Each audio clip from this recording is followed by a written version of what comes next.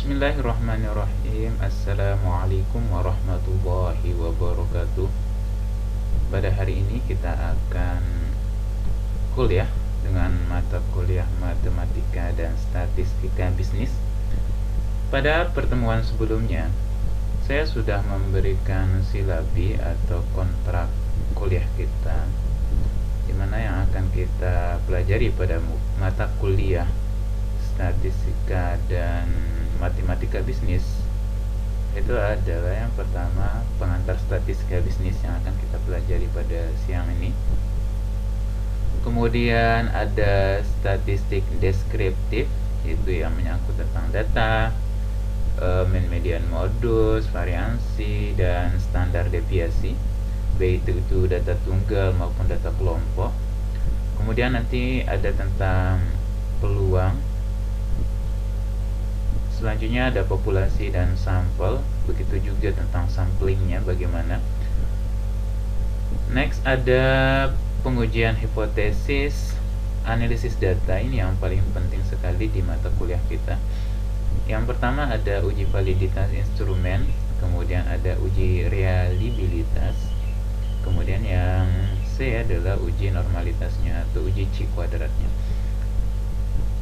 Selanjutnya ada uji korelasi atau nanti uji hubungan. Kemudian ada uji regresi atau nanti uji pengaruh. Yang terakhir adalah uji komparasi atau uji beda. Semoga nanti semua materi yang kita rencanakan ini bisa kita selesaikan dengan tepat waktu. Oke, kita mulai mata kuliah kita, yaitu tentang pengantar statistika. Apa sih perbedaannya sebenarnya antara statistika dan statistik?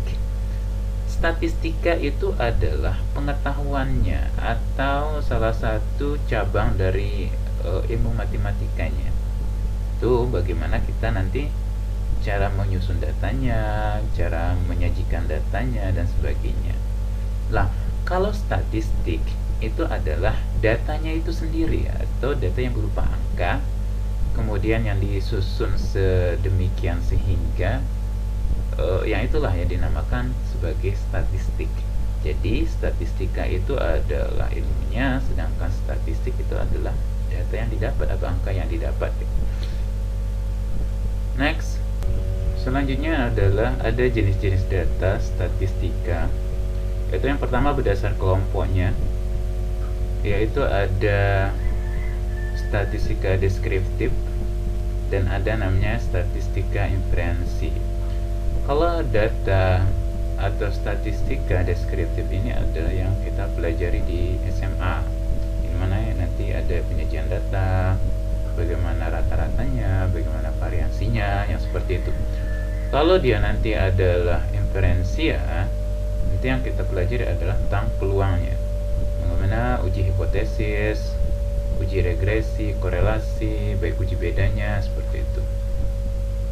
Kemudian ada jenis statistika berdasarkan parameternya, yaitu yang pertama adalah statistika parametrik, yaitu datanya nanti berdistribusi normal atau nanti sampel yang diambil adalah di atas 30 dan berdistribusi normal gitu.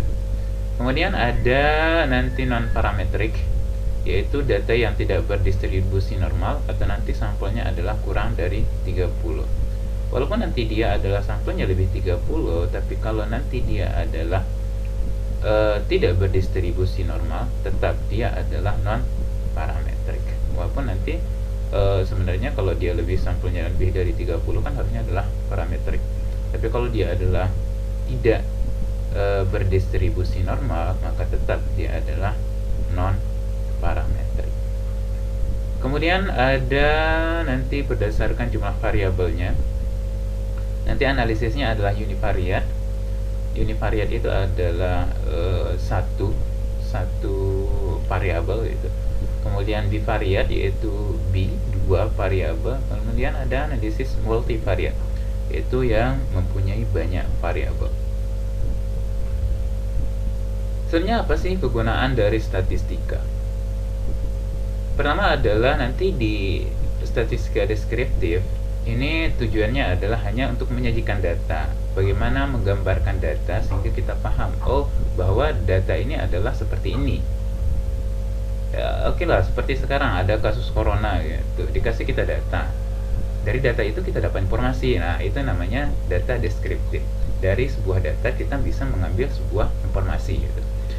Kemudian ada nanti statistika inferensi atau induktif. Ini kalau yang nanti korelasi, itu kan tadi korelasi adalah untuk mencari hubungan antar data. Contohnya adalah apakah ada hubungan lokasi suatu toko dengan jumlah penjualan, misalkan itu namanya korelasi. Dan nanti uji regresi. Uji regresi ini adalah meramalkan pengaruh data yang satu dengan yang lainnya. Misalkan, apakah ada hubungan antara jumlah pendapatan per hari dengan jumlah pengeluaran per harinya? Oke, nanti kalau kita uji regresi apakah ada, nanti tergantung hipotesisnya nanti. Kemudian ada nanti uji komparasi atau uji beda, yaitu membandingkan data yang satu dengan data yang lainnya. Misalkan, apakah ada perbedaan jumlah penjualan antara sebelum promosi dengan sesudah promosi? Nah, ini kan mengkomparasi, menanyakan beda antara sebelum dipromosikan atau setelah promosi itu bagaimana jumlah penjualannya. Itu adalah salah satu contoh kegunaan dari statistika yang inferensi yang berbentuk komparasi. Next, kita ke statistik deskriptifnya. Ada beberapa jenis data. Ini sebenarnya harus dipelajari di mata kuliah metodologi penelitian. Jenis data adalah ada data kualitatif, ada data kuantitatif. Nah, di data kualitatif itu nanti penyelesaiannya tidak terlalu banyak membutuhkan statistik, malah tidak membutuhkan statistik. Sedangkan statistika maksud saya, kalau dia kuantitatif, ini adalah suatu data yang sangat membutuhkan statistika dalam pengerjaan atau menyelesaikan data tersebut atau mengambil kesimpulan dari data tersebut. Data kuantitatif ini ada dua, yaitu nanti ada data diskrit dan ada data kontinu. Data diskrit adalah nanti ada yang berbentuk nominal, ada yang bentuk ordinal. Sedangkan kalau datanya adalah kontinu, itu nanti dia adalah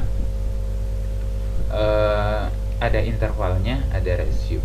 Nah, apakah itu nominal, ordinal, interval, dan rasio? Ini sedikit perbedaannya. Nah, kalau dia nominal, itu hanya sebagai pengkategorian. Misalkan jenis kelamin itu laki-laki, perempuan gitu. Itu jenis buah, oh apel, mangga. Sedangkan kalau ordinal itu adalah menunjukkan tingkat atau level, tetapi tingkatannya atau jarak intervalnya itu tidak jelas. Misalkan dia adalah setuju, tidak setuju, atau sangat setuju. Nah, antara setuju dan tidak setuju ini jaraknya kan kita nggak jelas gitu, tidak ada patokan yang jelas, sehingga dia dinamakan sebagai ordinal. Sedangkan kalau interval itu adalah tingkatan atau level, tetapi tingkatannya udah jelas, jaraknya udah jelas, tapi dia tidak mempunyai nilai mutlak 0. Jadi angka nolnya itu nggak ada gitu, nggak ada nilai nolnya. Jadi nolnya itu berharga di sini. Misalkan masalah suhu, 3 derajat sama 2 derajat, berarti kan yang lebih tinggi adalah 3 derajat. Intervalnya berapa? Ini 1. 3 ke 2 ke 1 kan jaraknya 1, berarti punya jelas tingkatannya gitu. Tapi kalau kita bilang 0 derajat Celcius, apakah suhunya nggak ada? Bukan seperti itu, karena 0 derajat Celcius suhunya memang ada 0 derajat Celcius gitu. Inilah yang dinamakan sebagai tidak memiliki nilai 0. Berbeda kalau nanti rasio. Kalau rasio memang dia menunjukkan tentang tingkat dan level, atau level, kemudian intervalnya juga jelas, tetapi dia nanti memiliki nilai mutlak 0. Sama seperti ini. Ada si Ani berat badannya adalah 20 kg, sedangkan Rudi adalah 40 kg. Jadi berapakah berarti berat Rudi adalah 2 kali beratnya si Ani. Jaraknya jelas nggak ini? Ya jelas jaraknya, ini 20 ke 40 berarti jaraknya jelas, yaitu 20 gitu, berarti 2 kali lipat. Kemudian kalau kita mengatakan bahwa jika beratnya adalah 0 kg, berarti apakah dia mempunyai berat? Enggak. Inilah perbedaan antara interval dan rasio. Kalau dia interval, angka nolnya itu mempunyai harga. Sedangkan kalau rasio, angka nolnya di sini adalah tidak mempunyai harga. Karena ketika kita bilang suhunya adalah 0 derajat, ya emang ada suhunya itu 0 derajat gitu. Tapi kalau rasio, kalau beratnya 0 berarti beratnya ya nggak ada beratnya gitu. 0 berarti nggak ada beratnya, ya seperti itu. Kemudian misalkan di sini ada contoh. Tentukan skala pengukuran data berikut ini. Yang pertama adalah agama. Agama di sini apakah dia data nominal, ordinal, interval, atau rasio? Agama adalah nominal, karena kita hanya bisa mengatakan bahwa jenisnya aja agamanya. Agama A, agama B, agama C. Kita tidak bisa mengatakan bahwa agama A lebih besar daripada lebih baik dari agama B, nggak bisa. Jadi agama adalah datanya berbentuk data nominal. Kemudian selanjutnya adalah jenjang pendidikan. Jenjang pendidikan otomatis karena ada jenjang berarti bukan nominal. Berarti antara antara interval, ordinal, atau nanti rasio. Tapi sekarang, apakah jaraknya atau jenjangnya ini intervalnya udah jelas apa belum? Dengan angka? Belum kan? Kita tidak bisa mengatakan bahwa jenjang SMA dengan SD itu jenjangnya adalah 3 gitu. Nggak bisa. Kalau mengatakan kelas oke. Tapi secara internasional pun antara SD kita yang ada di Indonesia dengan jenjang SMA yang ada di luar negeri, di SMA kita di sini juga akan berbeda. Jadi itu bukan berarti tidak jelas tentang intervalnya gitu. Karena ketidakjelasan intervalnya, maka jenjang pendidikan termasuk data yang berbentuk ordinal.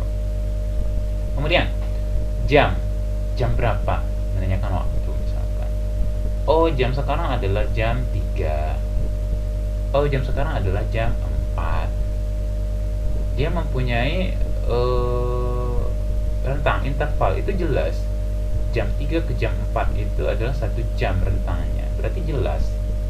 Berarti dia antara nominal. Berarti dia antara rasio dengan interval. Sekarang, dia mempunyai 0 mutlak enggak? Kalau orang mengatakan jam 00, jam 00 ini punya arti tidak? Punya arti. Kalau dia mempunyai arti, berarti dia adalah interval. Jelas yang terakhir yaitu tinggi badan. Tinggi badannya adalah 7 cm. Tingginya adalah 0 cm. 0 ke 7 ada nggak rasio? Jelas nggak rasionya? Jelas rasionya. Intervalnya jelas. Sekarang 0 di sini ada nggak artinya? Tinggi badannya adalah 0. Berarti ada nggak tinggi badannya? Nggak ada. Karena nggak ada tinggi badannya, berarti dia mempunyai harga 0 mutlak di sini. Karena dia mempunyai harga 0 mutlak, berarti dia adalah rasio. Oke, selanjutnya